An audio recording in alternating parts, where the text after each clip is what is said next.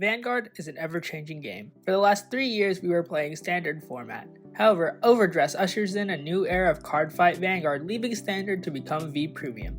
This week, we're looking at the best decks from the last set of that format before everything changes.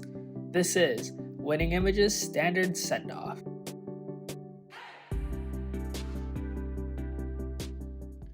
Hey, how's it going, YouTube? Winning Image here. I have to bring you guys a deck profile to the first edition of Standard Send-Off, which is going to be focused on Jewel Knights.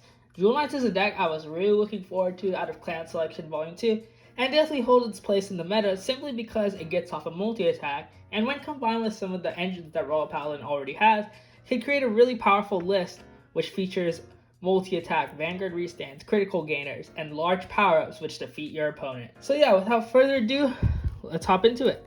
So starting off with our grade 3s, we play 4 copies of Jewel Knight Ashley. Jewel Knight Ashley is really good out of Clan Selection. Of course, she has the skill to wear Vanguard Rearguard after she attacks, Soul Blast 2, choose a grade 2 or less Jewel Knight from your deck, call it to Rearguard, shuffle your deck. And if this unit is on Vanguard Circle, you can call 2. So that skill, we mainly use it for the Rearguard skill, just because it works on both Vanguard and Rearguard. We have other Vanguards that we want to ride. But the other skill that it has is when another unit is placed on its circle, you can counterblast one and give that unit a critical, giving it more extra pressure to defeat your opponent. And as being said, we have other Vanguards that we want to ride, and that is Sanctuary Guard Dragon. So this is a Sanctuary Guard Jewel Knight deck. Of course, Sanctuary Guard Dragon has this cool skill, which is if your opponent's Vanguard is at grade 3 or greater and you have a grade 1 unit, this unit's original critical becomes 2, so it pretty much locks you into force 1. If you're going second, especially. And then at the end of the battle that it attacked, while not boosted, counterblast 1 was 3 of your back row grade 1 rear guards and discard a card of your hand. Stand this unit and all of your front row units get 10k. So this works really well with Ashley being able to power up itself, and then you have other Jewel Knight cards that gain power during the battle phase or when they're placed, being able to launch an all-out assault for your opponent, which is difficult for them to guard. Going along with the Sanctuary Guard Dragon engine, we have 4 copies of Knight of Conquest Wigstand. So Wigstand has this cool skill that during your turn, if your Vanguard has a Sanctuary Guard in its name, it gets plus 5k for each of your grade 1 rear guards. And then it fulfills its own cost because Vanguard and Rearguard, when it's placed, you look at the top 7 cards of your deck, call one grade 1 among them to Rearguard, and then shuffle your deck at the cost of a counterblast. So just being able to get the grade 1s that you need on the field to use Sanctuary Guard skill, or grab some of the grade 1s that are really useful to this deck's main plays. One of the cards that helps make this deck perfect is Exploding Jewel Knight Leo. So she has this cool skill that on Rearguard Circle, when she attacks, you can send 2 normal units to the bottom of your deck, allowing you to get whatever you need back in your deck for Ashley's skill if you draw them or your late game. And she gets 5k and you soul charge 1. So also fueling Ashley again, which is really nice. And then her other skill is when a unit is placed on her circle, that unit gets 10k, powering up that unit more for another attack and basically giving a Sanctuary Guard effect, the front row 10k on her up. Next, the other backup engine that we run in this deck, 2 copies of Libero and 1 Great Sage Baron. Libero is still very important to this deck to get out whatever grade 2s you may need, whether it be Lolly or Wigstand. Each of them have their uses to get off your main skills. Baron is there for the OTK, swinging twice with 3 damage each, 6 damage total.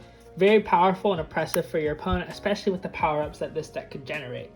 So that's why we play Baron still in the deck. And of course, you could afford to play 1 just because you could send it back with Lael.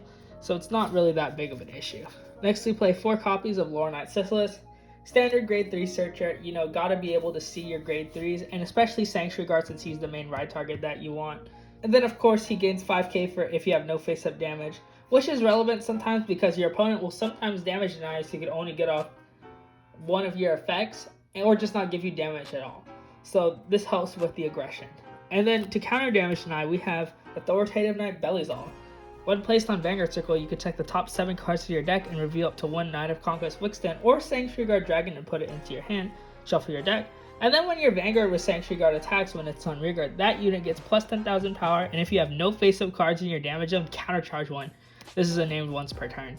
So like I said, being able to counter damage deny is really important for this deck, especially Royal Paladin in general, to where your opponent does not want to see you get off your plays, because the more plays you can get off, the more they are closer to losing.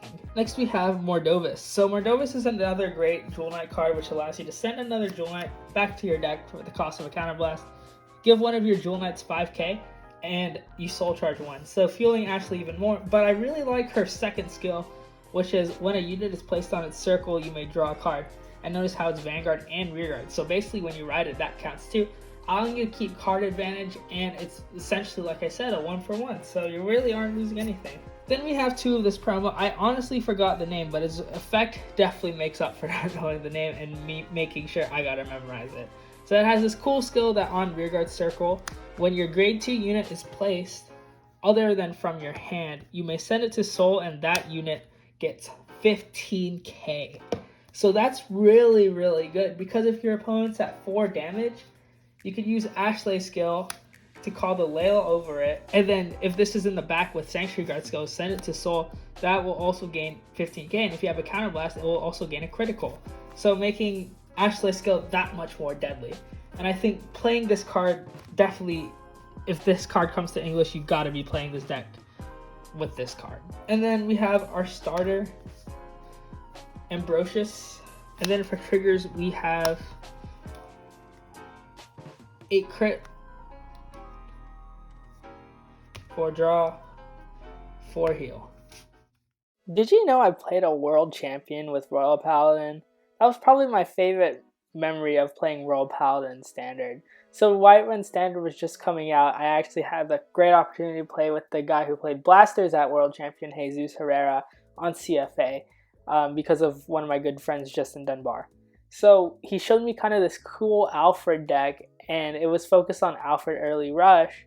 And I net decked that list at the first kind of standard tournament, and I got top 32 with it using an Alfred Early Rush deck. It was probably one of my favorite moments playing Royal Paladin in Standard, as it carried over from G with me all the way into this new era. And then going forward into Overdress, I hope they still bring us a new kind of Sanctuary Guard type dragon aesthetic. And it would be really cool to play him in 3 formats.